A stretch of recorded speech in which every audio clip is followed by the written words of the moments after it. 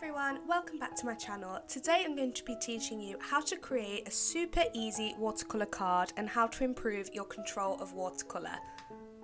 Anyone can partake in this tutorial, it's super easy, so make sure you've got your watercolours ready, some washi tape, paintbrushes, and let's get started.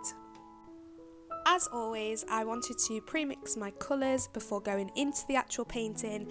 This just makes it a little bit easier, kind of getting that step out of the way, and then we can go in and get all of this down. And I only used 4 colours for the whole painting. And these were a really bright lemon yellow. I wanted this to be a nice foundation colour. I also had some of the lemon yellow mixed with a little bit of red, so it was still on the yellow side. It was a nice warm orange that I created, a nice deep red with a hint of yellow, so definitely more on the red side, but that yellow just toned it down ever so slightly. And then a really nice dark brown with a little bit of red to warm everything back up. I then lined my paper with washi tape to get a nice crisp edge. And I put another 2 strips going directly through the middle, and this was really important as this is what all of my leaves and flowers were going to come out of, and it's going to really draw your eye into the calligraphy that we'll be putting down here later. And you can make this gap as big or as small as you want. I wanted mine to be a little bit smaller as I wanted more room for all of the flowers, and the calligraphy was just the last element. It wasn't that important to me.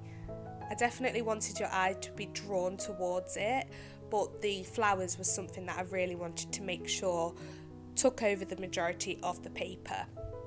Once this was all out of the way, I then went in with the lemon yellow and painted some petals that were opposite each other, not touching but very close together, and let this dry.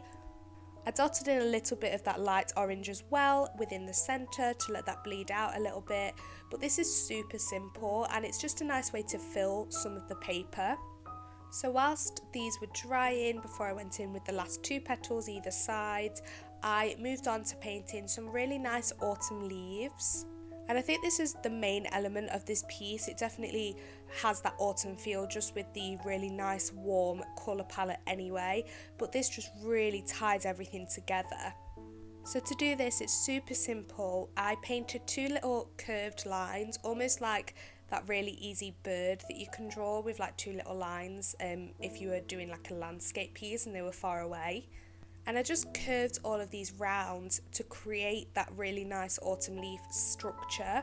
I found it a lot easier to create this using star-like shapes, so I painted using them curved lines still, creating then that basic star shape and then filling all of this in with the rest of that orange paint.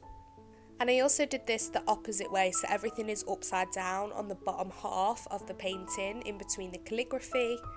I thought this was a really cute element to incorporate as it means that everything flows together and really does centre on that calligraphy we're going to be adding.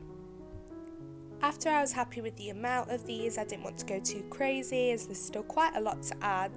I went in with the red and created some little lines that all fit into the centre. So created almost like a little circle, and this is a really good way to practice controlling the paint as it's super simple to do and you can try getting them lines really thin. The thinner the better, so I'd recommend using this to practice that, and if anything does go wrong it's very easy to alter. You can just thicken all the lines. Yeah, super simple to do.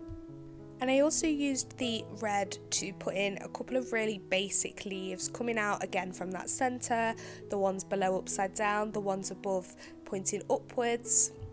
And I filled all of this in. I didn't leave anything bare within these leaves as I'm going to add the detail later on top of this once it's dried a little bit more.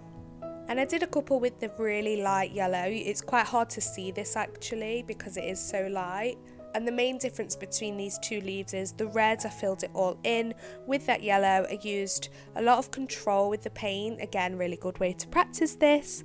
And painted that whole leaf, the outline of it, and then went in with the detail. So I put like a line through the center of the leaf and then some little lines coming out of that, very like generic stereotypical leaf painting.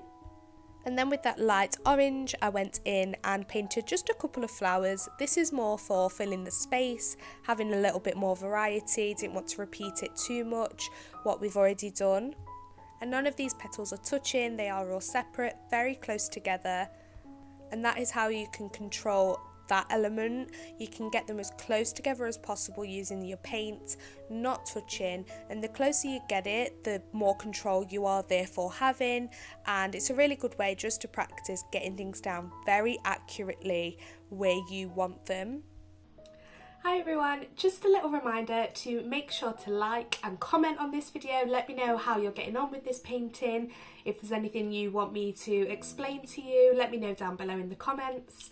And you can also find in the description links to all of my social media, including this watercolour course where I'll be painting a variety of cards in real time and you can paint along with me. Now let's get back to the tutorial where I'm going to be explaining a little bit more about how I control the paint and how you can do that yourselves to create this super easy watercolour card.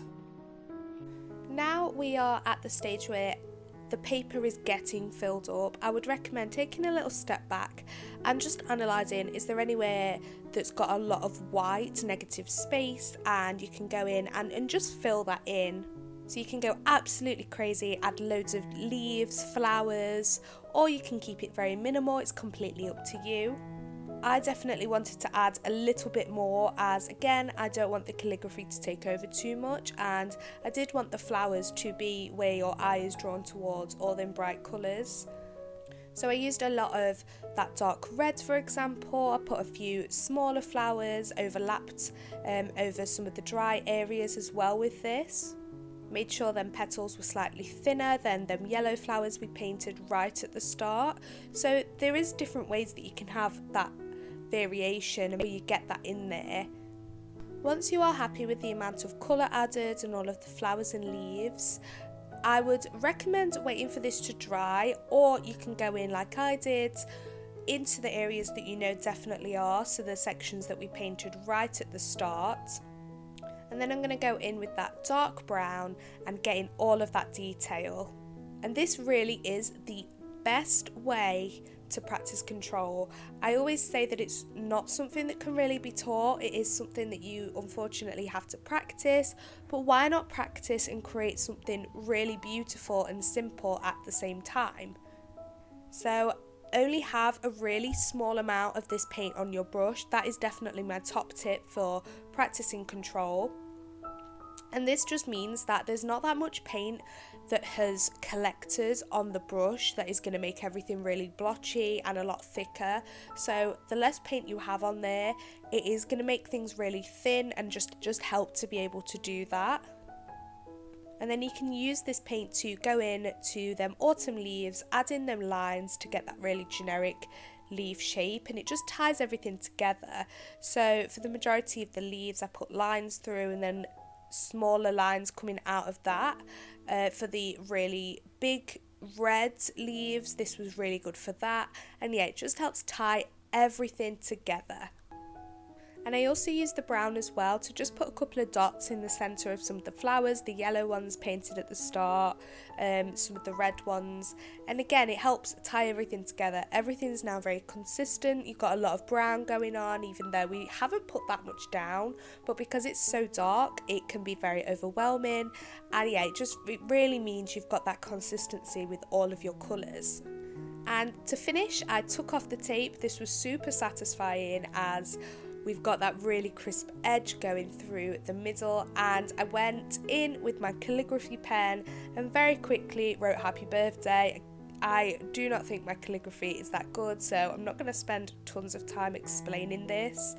There are definitely YouTube videos out there on calligraphy. That is something you're wanting to learn about, but unfortunately it's not my forte and I do not feel comfortable telling people how to do calligraphy. And I decided to write happy birthday. Thought that was very fitting for this card, as you've got that really big long section across the middle, and it just filled out that space perfectly, so I was really happy with it. And that's it guys, it really is that simple to create this super easy watercolour card. Make sure again to like and subscribe for more nature art content, and make sure to take a look back at the rest of this painting card series. There's so much you can learn from creating a variety of different cards, so make sure you check that out, and I will see you all next time. Bye!